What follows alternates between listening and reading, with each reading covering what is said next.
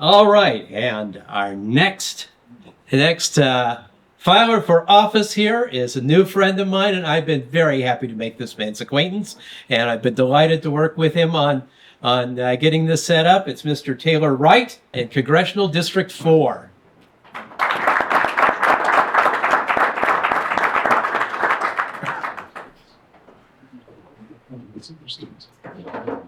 My name is Taylor Wright.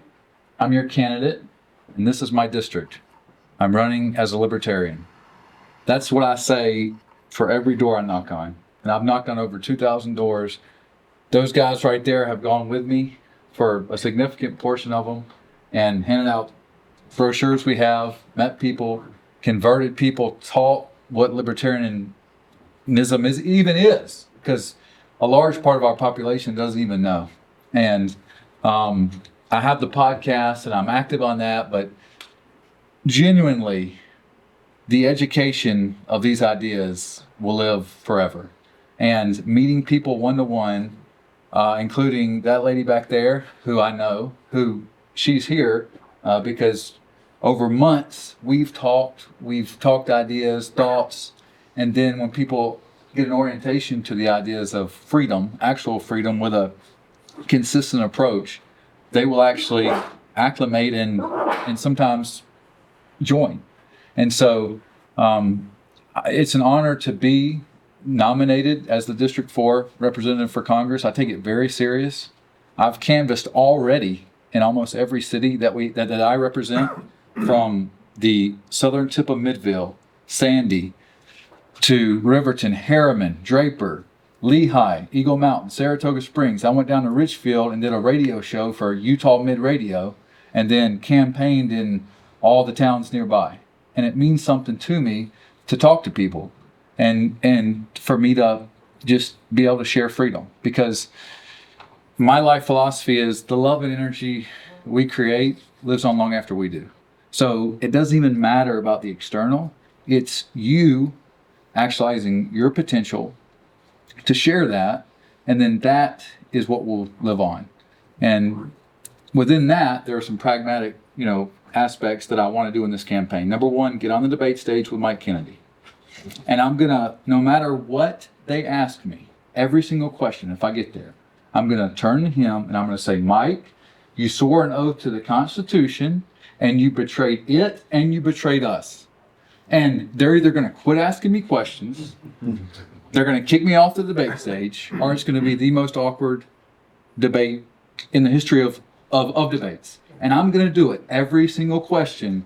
Before I say anything, I'm going to turn to him. And at least he'll know, in Utah, we're not dumb. We're not just going to vote for you because you're a Republican or you say something.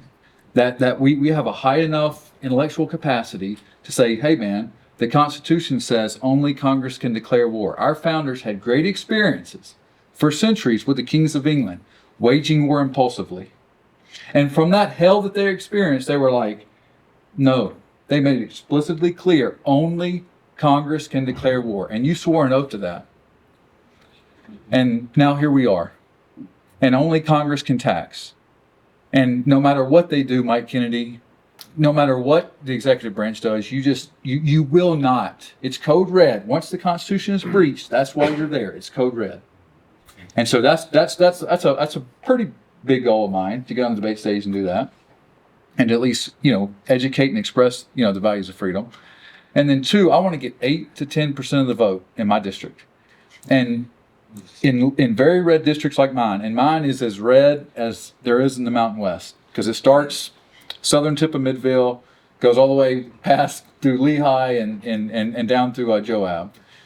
In very red districts like that, when a Libertarian can get 8 to 10% of the vote the last 25 years, it has made some effect on the Republican Party, because they know there are liberty-leaning people who would vote for you, but your behavior is so egregious, they would rather vote third-party Libertarian. And so for me, those are the two main ideas I have. But let me just tell you, so I've knocked on over 2,000 doors. I've had some amazing experiences. I've definitely had people say, hey man, you won my support. I'm going to support you. I've met people that I went and hung out with later on. I love people. I naturally just would go up and talk to people anyway, wherever I'm at. just because I love learning, I love connecting. I think one of the greatest things in life we have is the ability to just meet people, connect with people. It's an unknown variable, and it's fun. And so I was in South Jordan canvassing. I'm campaigning, and I'm right near South Jordan Middle School. I just finished work, and I went to a neighborhood when there was a little bit of daylight left. So I had a little bit of daylight. I've got my brochures with me, and I'm going to go canvass. So I'm in sort of a place that is very long driveways, very long. It feels like a little bit like the country. And so I'm walking, and I meet a guy. I talk to 7, 8, 9 people, have great interactions. A couple people said, "Yeah, you have my support." And then I come to a really long driveway, and I see a guy sitting on the porch. And I always, if when I know they see me, I think the worst thing, if we kind of just as a social skill, is when somebody sees you, don't just like duck around or try to just actually acknowledge that they saw you. And so as I maybe was 3 or 4 feet onto his driveway, I said, "How are you, sir? How you doing?" And he looked at me and didn't say anything. And I said, and I stopped and to let him know who I was. And I said, "My name's Taylor Wright. I'm running for Congress." And he looked and he kind of looked, he said, "How fast can you run?" And I'm like, "Oh man, this guy, I'm excited to talk to this guy. I'm really excited." And because I'm like, okay, this guy has a sense of humor. And I said, "I'm running as a Libertarian." And he goes, "I'm about to release this dog and he's going to chase you." And I'm like, and I'm thinking maybe he's messing with me, like he's joking. And then, so I don't move though. And because I don't really, we all follow the non-aggression principle, which is if someone doesn't violate your rights, you don't violate theirs. When we're going on private property, I'm respectful of that. And I said, "Well, I'm just campaigning. I have a constitutional, duty, I think, and a right to just go around and canvass." And he lets the dog loose. So now I've got a dog that's some sort of pit bull, German Shepherd. I don't know what it is, but I know it's running at me. And I'm very close to the road. And so I just kind of step back to the road. And I've got the dog, and I have a little bit of experience with dogs. I used to walk dogs. So, and I love like the Dog Whisperer, the show when I was a young kid, and so I've kind of got the dog, and I'm kind of like, and then he comes running out there too. And I'm like, what is this guy? What is he doing? Like, why is he? And anyway, so I've got the dog. I'm kind of got the dog where he's not biting me. I've got the guy. Now at this point, the cortisol in my body is so high, and I'm in that fight or flight. And I remember thinking to myself, if you'd have told me 1 year ago, I'd be right here right now. And as crazy as that situation was, and it worked out, everything worked out. But the fact is that right there, I couldn't read about that. I couldn't watch that in a movie. I had to live that. And that's sort of the cool part of life. And this for us, or at least for me, is the fact that we know that we're living. And we're here today. What an awesome group of people, number one, just to see good human beings who actually exist in the world. This is so enriching for me. But also we get to do stuff. We get to go out and talk to people and canvass and promote our ideas of freedom.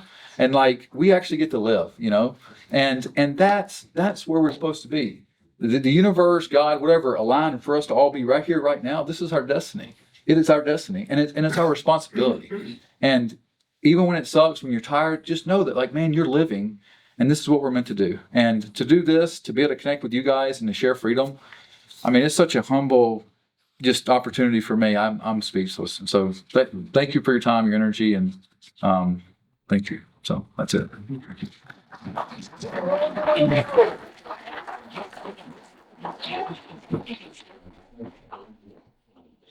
Thank you, Taylor.